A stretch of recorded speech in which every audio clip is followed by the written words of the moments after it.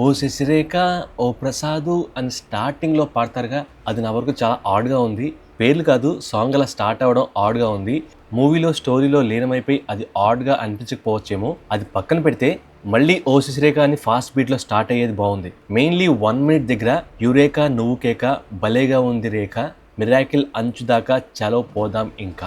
ఆ బిట్ దగ్గర నుండి ఈ సాంగ్ ఒక రేంజ్ లో స్పైక్ అయింది. యురేకా అనే వర్డ్ లిరిసిస్ట్ అనంత్ శ్రీరామ్ గారు చెప్పారా లేక అనిల్ గారు చెప్పారా నో ఐడియా గానీ, యురేకా సకామికా దట్ సాంగ్ ఆఫ్ మన మెగాస్టార్ గారిది నెక్స్ట్ లెవెల్ సాంగ్. ఆ రేంజ్ లో ఊపిన సాంగ్ మళ్ళీ అదే వర్డ్ యూస్ చేశారు ఈ సాంగ్ లో. సో రౌడీ అల్లుడు మూవీలోని సాంగ్ ని బీజిఎం గా టీజర్ లో యూస్ చేశారు.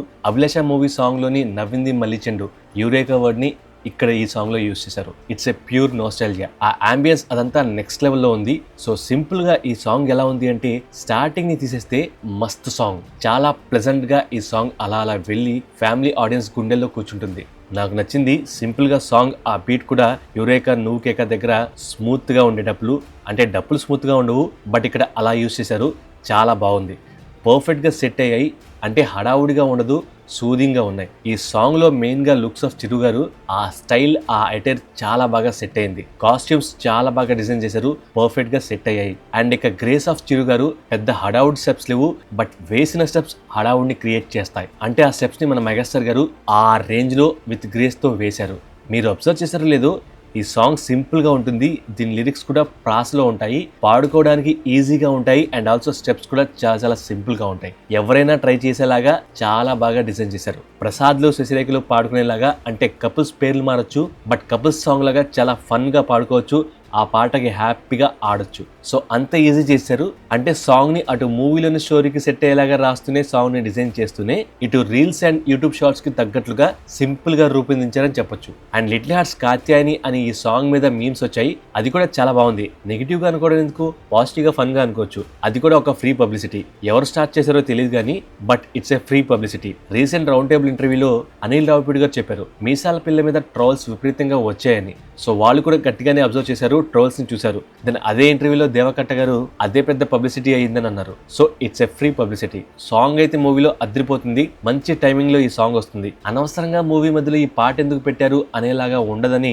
క్లియర్ గా చెప్పొచ్చు. సో ఈ సాంగ్ సిచ్యువేషన్ ని క్లియర్ గా ఎక్స్ప్లెయిన్ చేస్తాను. స్పాయిలర్స్ ఉండొచ్చు, వద్దనుకుంటే ఇక్కడ ఆపేయండి. అంటే డీటెయిల్స్ గురించి మాట్లాడుకుంటే, లిరిక్స్ లోని మీనింగ్ అండ్ అక్కడ చూపించిన విజువల్స్ బట్టి మహారాష్ట్రలో వీళ్ళు కలుస్తారు, లవ్ స్టార్ట్ అవుతుంది, శశిరేఖ రిచ్ గర్ల్ అంటే ఒక పెద్దింట్లో ఉంటుంది. అదే మీసాల పిల్ల సాంగ్ లో కూడా ఆ ఇంటిని చూపించారు. సో దాన్ని లిరిక్స్ లో యూస్ చేశారు.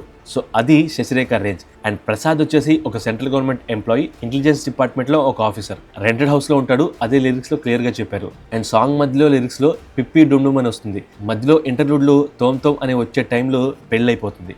అది సాంగ్ లో చూపించలేదు, అది ఈజీగా గెస్ చేయొచ్చు. అక్కడ సాంగ్ షూటింగ్ గురించి ఈ వీడియోలో చూపించారు. దెన్ ఆ తర్వాత లిరిక్స్ లో పెళ్ళామా అని వస్తుంది, అందులో గిఫ్ట్ ఏమీ వద్దు, పెళ్లి కాకముందు నువ్వు చెప్పినట్లుగా నాకు టైం కేటాయిస్తే సరిపోతుంది అని శశిరేఖ అంటుంది. సో అలా హనీమూన్, టూర్స్ అండ్ ట్రిప్స్ పెళ్ళైన కొత్తలో వాళ్ళు వెళ్తారు. అండ్ దెన్ ఇంటెలిజెన్స్ డిపార్ట్మెంట్ కాబట్టి ప్రసాద్ టైం కేటాయించలేడు. ఆ గ్యాప్ వల్ల మేబీ ఫ్రస్ట్రేషన్స్ వల్ల వాళ్ళు డైవర్స్ తీసుకుంటారనేది మనకి సాంగ్ అండ్ మీసాల పిల్ల సాంగ్ ద్వారా క్లియర్ గా తెలుస్తుంది. సో అది శశిరేఖ ప్రసాద్ మధ్య జరిగిన లవ్ స్టోరీ, పెళ్లి అండ్ డైవర్స్ కథ అని అనుకోవచ్చు. సో ఇట్స్ ఎ గెస్, అది సాంగ్స్ లో క్లియర్ గా చెప్పేశారు, మనకు తెలియడానికే క్లియర్ గా చెప్పేశారు. బట్ ఎందుకు మళ్ళీ వాళ్ళు కలుస్తారు, ఏం జరుగుతుంది, వెంకటేష్ గారు ఎవరు, ఎందుకు వస్తారు అనేది మెయిన్ ప్లాట్ అవ్వచ్చు. అదేంటి అనేది మూవీలోనే చూడాలి. అండ్ అనిల్ రావిపూడి గారు లేటెస్ట్ ఇంటర్వ్యూలో వెంకటేష్ గారు ఈ మూవీలో ఒక 20 minutes ఉంటారు, తనది ఎక్స్టెండెడ్ క్యామియో.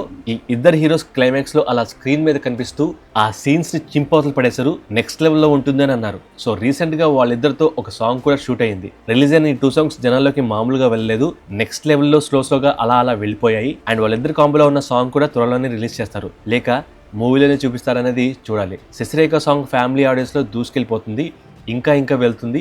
ఈ సాంగ్ కి mass reach from family audience గట్టిగా వస్తుంది. సో మూవీలో 2 songs తో ఒక మంచి ఫ్లోని క్రియేట్ చేశారు. సంక్రాంతికి వస్తున్న మూవీలో ఒక్క సాంగ్ ఉంటే ఇక్కడ ఫ్లోలో ఉండే 2 songs వచ్చాయి. And what's your opinion on this song, మీకు ఎలా అనిపించింది? మన వీడియోస్ నచ్చితే ఫస్ట్ లైక్ కొట్టి మన ఛానల్ సాలిడ్ మూవీ స్టఫ్ ని సబ్స్క్రైబ్ చేయండి. Thank you, love you all.